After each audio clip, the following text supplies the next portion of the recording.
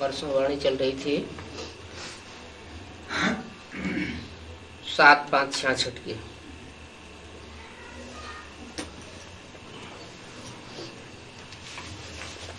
दूसरे पेज के अंत में बात चल रही थी जो बेहद का बाप है और सब आत्माओं का बाप है, उनको सब याद करते हैं। सब माने कितने? जो भी 500-700 करोड़ मनुष्य आत्मा है, सब उनको याद करते हैं। उनको जानने से ही वर्षा मिलेगा, क्योंकि वो इन आंखों से दिखाई नहीं पड़ता। और जो इन आंखों से दिखाई नहीं पड़ता, अव्यक्त है, उस अव्यक्त को जो मनुष्य सृष्टि का बेहद का बाप है, उसमें देखने से वर्षा मिलेगा। बाप को न जानते हो तो तुम आर्फन अथवा नास्तिक हो। आर्फन जो होते हैं तो उनका कोई धनी धोरी नहीं होता है। जब धनी धोरी कोई है नहीं तो उनको कोई प्राप्ति नहीं होती है।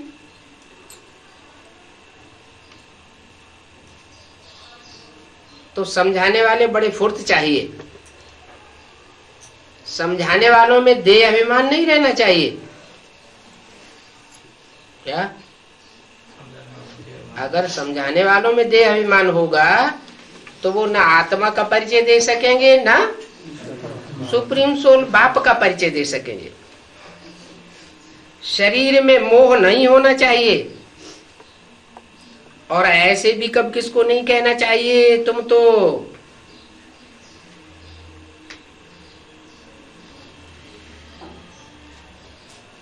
मध्यम मध्यम दिखाई पड़ते हो, ढीले ढीले दिखाई पड़ते हो।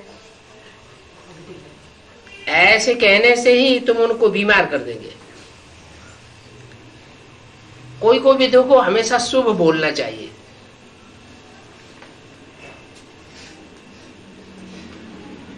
यहां तो योग बल से काम लेना चाहिए।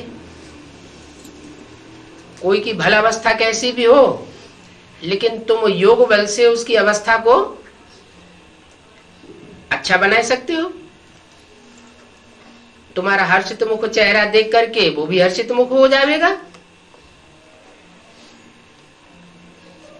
बच्चों को मालूम होना चाहिए कि बहुत खाने से नींद जास्ती आवेगी।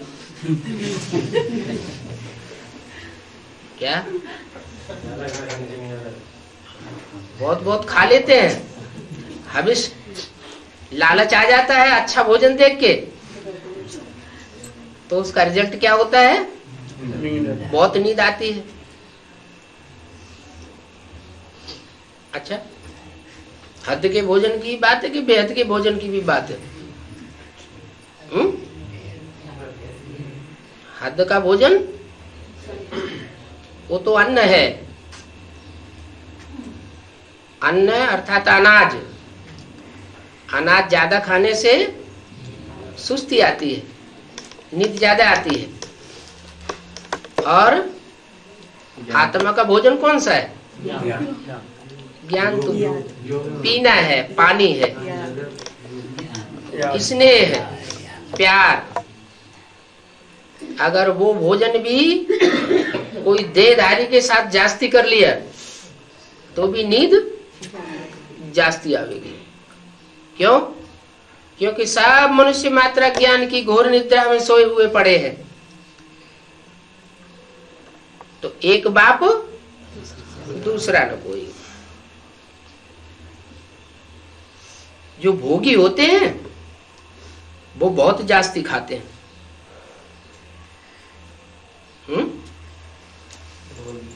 निजाम बादशाह हैदराबाद, उसको 500 रानियां थी। कितना खाता था नाश्ता?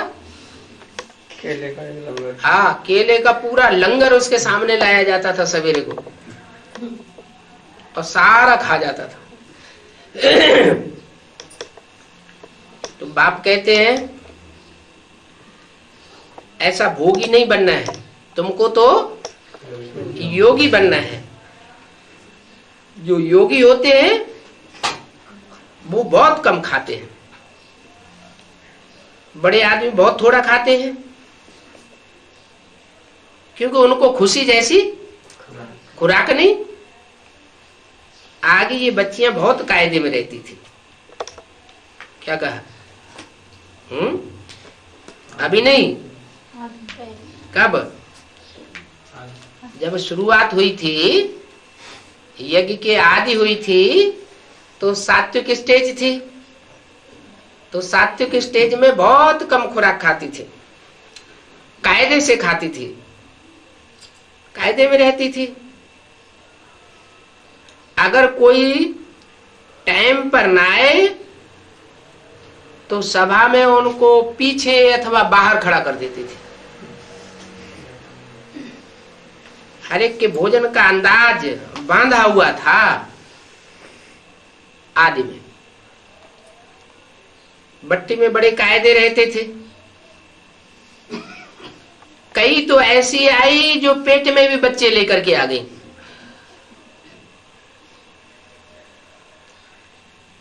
उनको क्या पता जो पेट से बच्चा होगा वो अभी ब्राह्मण निकलेगा,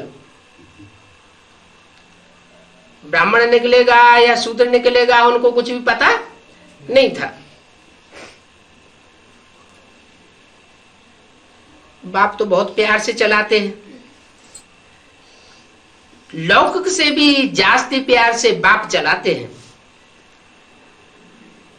समझते हैं कि अगर ये ट्रेटर बन गया तो फिर नुकसान बहुत कर देंगे।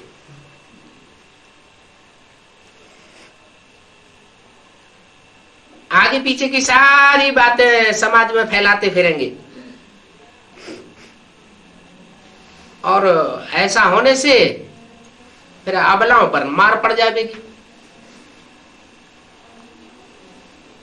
अबलाओं के ऊपर बंधन आ जाएंगे। इसलिए बहुत बहुत प्यार से चलाते थे, क्योंकि अबलाओं पर यह अत्याचार जास्ती होते हैं।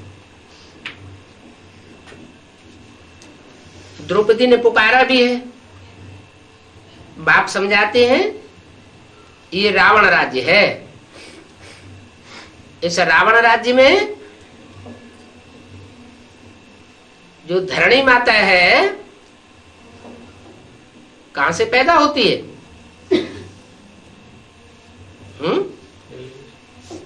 धरणी माता, उसकी यादगार दिखाते हैं। सीता ने जन्म लिया, कहां से जन्म लिया? धरणी से जन्म लिया। वो तो थी ही धरणी का रूप। धरणी माने कन्या माता है। कलयुग के अंत में जब पापों का बोझ ज्यादा बढ़ता है तो धरणी पर बहुत पाप का बोझ चढ़ जाता है। वो जड़ धरणी की बात नहीं है, चैतन्य कन्याओं माताओं की बात है। अभी तुम पार्वतियां हो क्या? अगर तुम अभी अपन को टिकाए के रखोगी,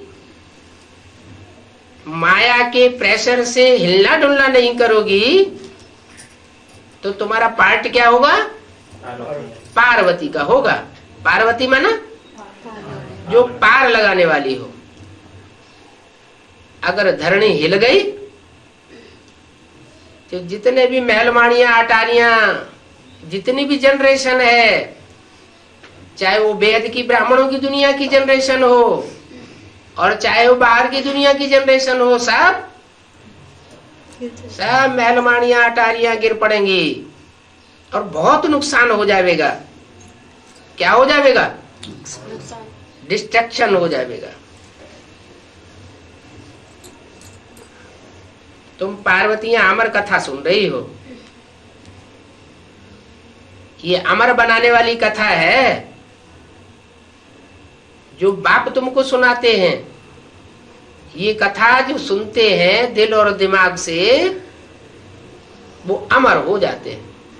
माना ज्ञान में भी निश्चय बुद्धि हो जाते हैं, उनके मरने करने की बात नहीं रहती। जास्ती नाम माताओं का है। अमर कथा सुनने वालों में भी जास्ती नाम किसका है?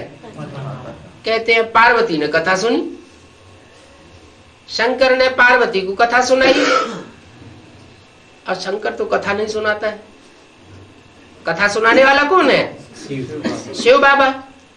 तो शिव बाबा तुम पार्वतियों को अमर कथा सुनाते हैं, तुम्हारा नाम ज्यादा है, तुम्हारी सेना है, सेना का नाम क्या है? शिव शक्ति सेना। वंदे मातरम है तो इकट्ठे,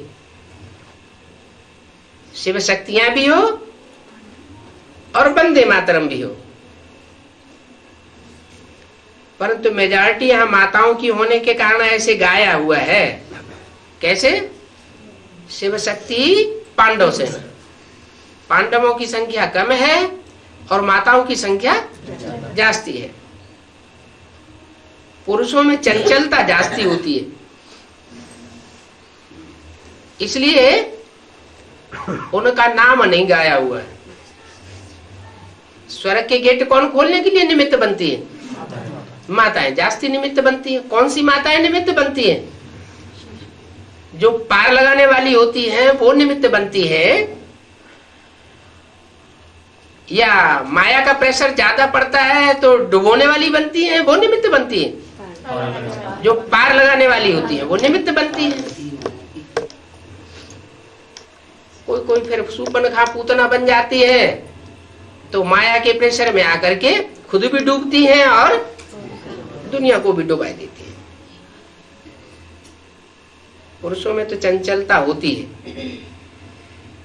स्त्री कब निर्लज्ज नहीं होती है। विकारों के मामले में स्त्रियों में लज्जा रहती है और पुरुषों में निर्लज्जता आ जाती है। पहले पुरुष निर्लज्ज बनते हैं तो समझाया जाता है, स्वर्ग में संपूर्ण निर्विकारी थे तो कहते थे ऐसे कब हुआ ही नहीं है कि स्वर्ग कोई ऐसा होता हो जहां संपूर्ण निर्विकारी हो, काम क्रोध लोभ मोह अहंकार होता ही ना हो।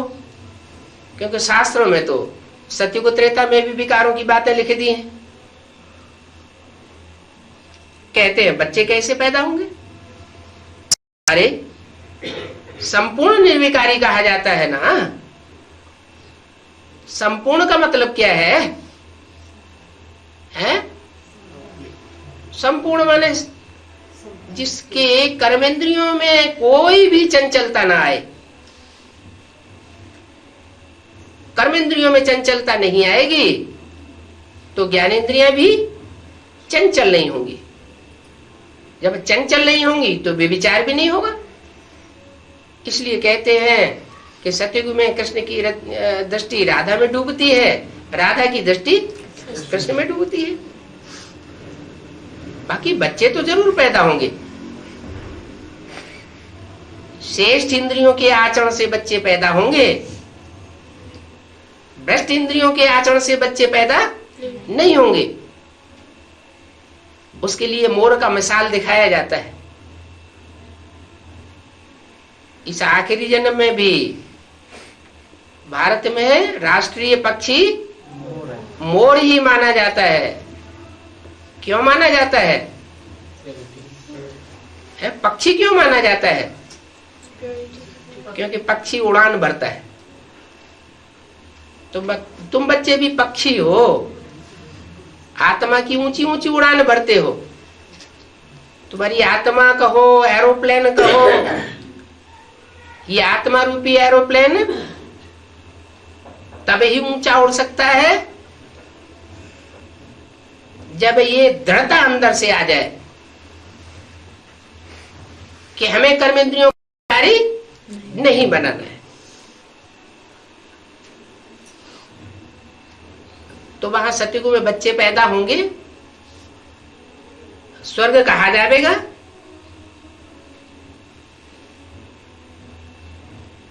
कुछ और ताकत होगी जो कर्मेंद्रियों की अभी ताकत है, वह ताकत वहां नहीं होगी, बल्कि वो दूसरे प्रकार की ताकत होगी। कौन सी ताकत होगी? मनसा वाचा और कर्मणा कहा जाता है। तो कर्मणा की ताकत नहीं हो, बाहुबल की ताकत नहीं होगी। वहां कौन सी ताकत होगी? योग बल की ताकत होगी। योग बल भी गाया हुआ है ना। योग माना क्या होता है? बाबा तो कहते हैं याद करो। याद किसको किया जाता है? जिससे प्यार होता है उसको याद किया जाता है, जिसके साथ स्नेह होता है उसको याद किया जाता है। तो योग बल माने स्नेह का बल। स्नेह भी विचारी नहीं, कुछ इसको प्यार किया, कुछ उसको प्यार किया, कुछ उसको प्यार किया। अनेक प्रकार के संबंधों में स्नेह बढ़ जाता है। वो तो कली की दुनिया की बात हुई, रावण राज्य की बात है। स्वर्ग की दुनिया में स्नेह बटा हुआ नहीं होता है। ऐसे रूहानी प्यार होता है आपस में, लेकिन एक के साथ प्यार। कितना? एक जन्म का भी नहीं, 21 जन्म तक एक के साथ आत्मा बंध करके रहती है स्नेह के धागे में।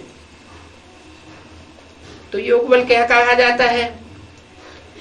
योग बल से ही हम सारे विश्व को पवित्र बनाए रहे हैं। ये प्रकृति के 5 तत्व भी योग बल से पवित्र बनेंगे। प्रकृति जो है वो भी कोई ज्ञान सुन करके पवित्र बनने वाली नहीं है। प्रकृति के 5 तत्व वो भी चैतन्य है।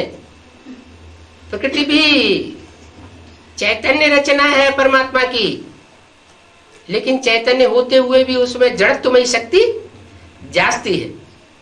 उसका परिवर्तन स्नेह से होगा। जो पवित्र बनते हैं उनके लिए जरूर पवित्र सृष्टि चाहिए। इसका मतलब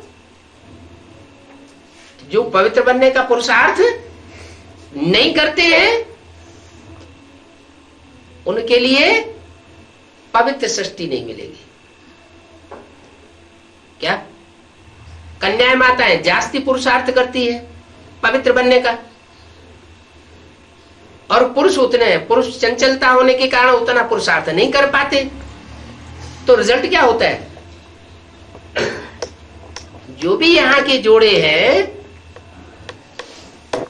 वो वहां जोड़े नहीं बन पाते। क्या? ज्ञान में पुरुष भी चलता है, ज्ञान में स्त्री भी चलती है। स्त्री प्योरिटी में जाती जाती है, आगे जाती है। पुरुष उतना नहीं कर पाता क्योंकि चोला ही पुरुष का है। कोई एक पुरुष की बात नहीं, बाबा ने तो सब पुरुषों को दुर्योधन दुशासन बताई दिया।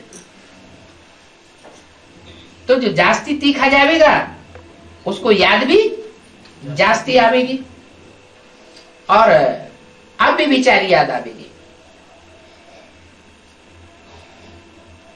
तो जरूर पवित्र सृष्टि किसको मिलेगी? कन्या माताओं को। जो नई स्वर्ग की दुनिया आवेगी उसमें पवित्र सृष्टि का वातावरण उनको जास्ती मिलेगा और पहले मिलेगा। इसलिए बताया है कि 3 मधुवन बनेंगे। क्या? 3 मधुवन बनेंगे, 3 पांडव भवन बनेंगे। एक स्वर्गाश्रम, एक शांति धाम जहां योग का वाइब्रेशन होगा, और एक सारी दुनिया का संचालन जहां से होना है विनाश के टाइम पर। तो जो जो पवित्र आत्माएं बनती जाएंगी वो स्वर्ग की नई दुनिया में पहुंचती जाएंगी। जो पवित्र नहीं बनेंगे उनको तपस्या करनी पड़े। या तो तपस्या करें, तपस्या भूमि में रहें, या तो फिर इस निदार की दुनिया में रहें जहां आधे पापात्मा और आधे पुण्यात्मा बचे रहेंगे, आपस में लड़ते रहेंगे। अंत तक युद्ध चलेगा। तो जो पवित्र बन जाते हैं उनके लिए जरूर पवित्र सृष्टि बनेगी। पहले स्थापना होगी कि विनाश होगा? स्थापना होगी और विनाश शुरू हो जाएगा।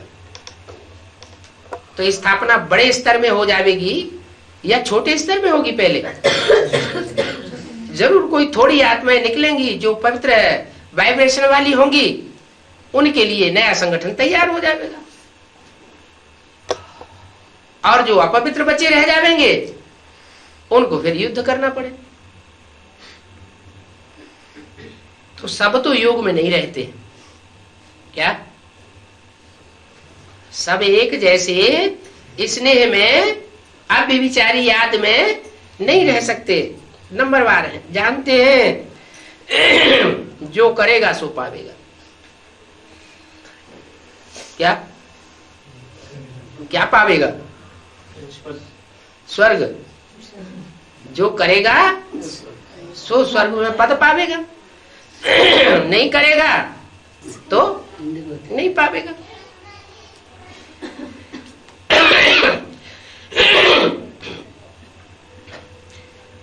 जितना जो पुरुषार्थ करते हैं वो ही प्राप्ति करते हैं, नई सृष्टि के मालिक बनते हैं। बच्चों को सर्विस पर रहना चाहिए। तरीका क्या बताया?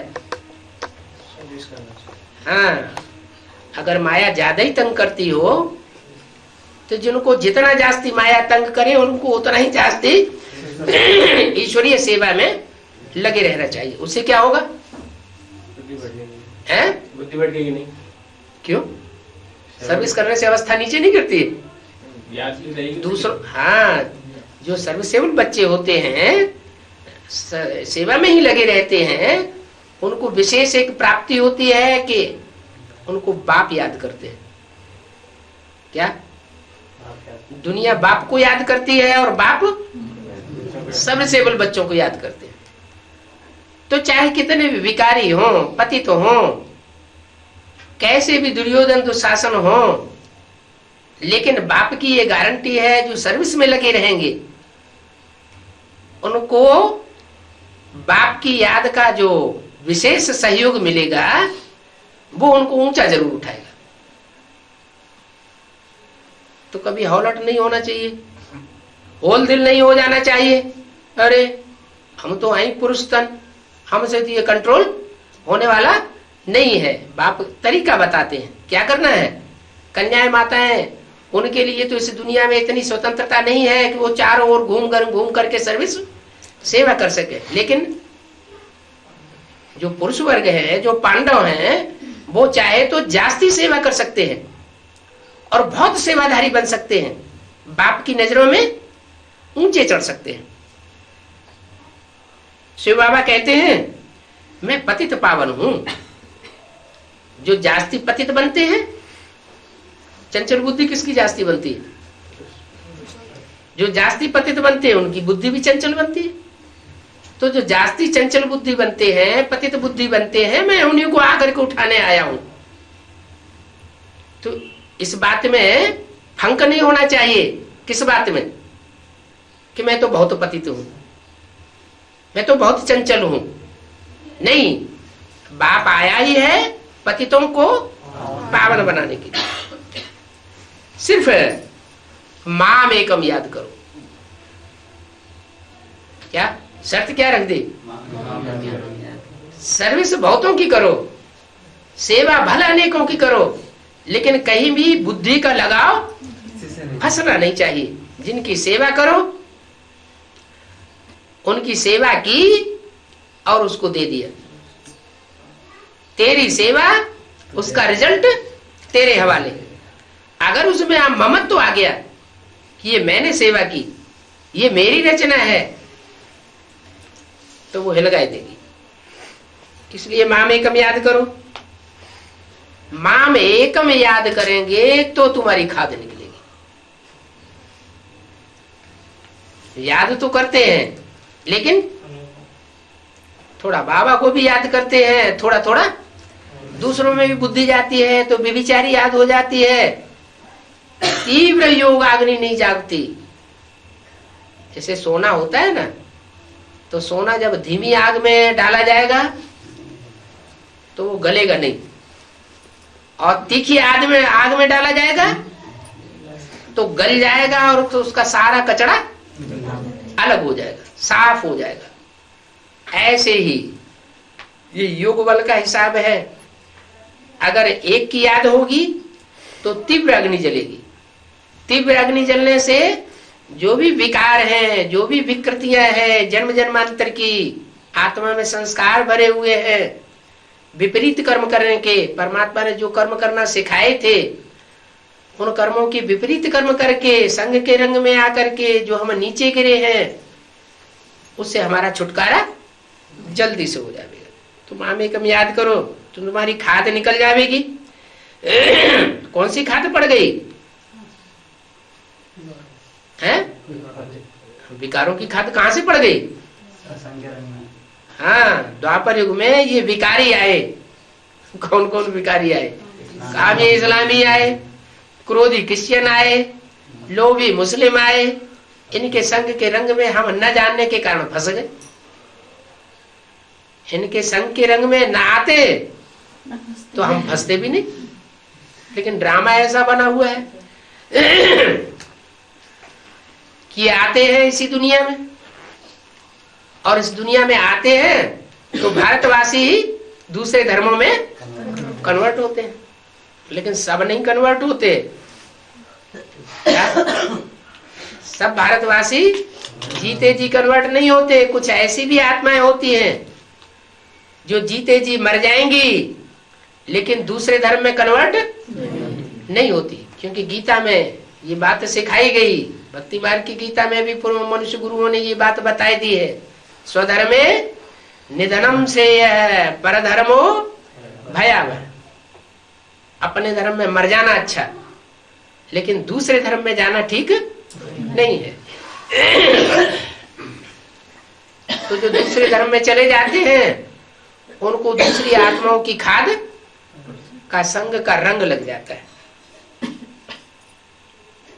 सतयुग में सोना ही सोना, त्रेता में सोना तो नहीं, कम से कम चांदी तो होती है। चांदी भी बहुत मूल्य वाली है, उसमें भी बहुत शक्ति है। वो युग राम राज्य कहा जाता है। क्या? कृष्ण का बैकुंठ तो नहीं कहा जाता, लेकिन फिर भी राम राज्य का गायन है।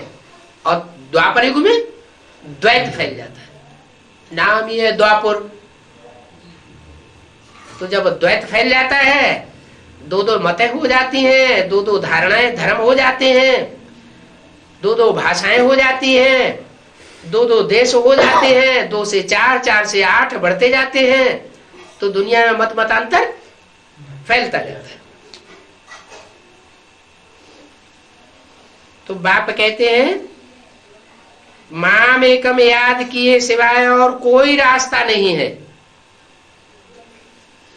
वो अभी याद कर लो, पहले से पक्का कर दो तो अच्छा, और बाद में पक्का करेंगे,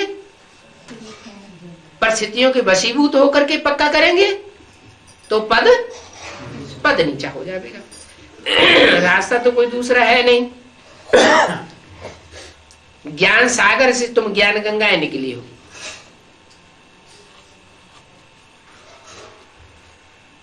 जो भी नदियां निकलती हैं कहां से निकलती हैं? सागर में जब भाप बनती है, गर्मी आती है तो पानी भाप बनकर ऊपर उड़ता है, और वो पानी बादलों के रूप में पहाड़ों से टकराता है। सबसे ऊंचा पहाड़ कौन सा है? हिमालय पहाड़। हिमालय पहाड़ की संज्ञा किससे दी गई है? शंकर से नहीं है। पार्वती किसकी बच्ची थी? हिमालय की बच्ची थी। तो वो हिमालय पहाड़ की बात नहीं है, पहाड़ जैसा जो अडिग रहता है, हिमालय पहाड़ की तरह जो अडिग रहकर पुरुषार्थ करता है, उसका मानिंद दिया गया है पहाड़।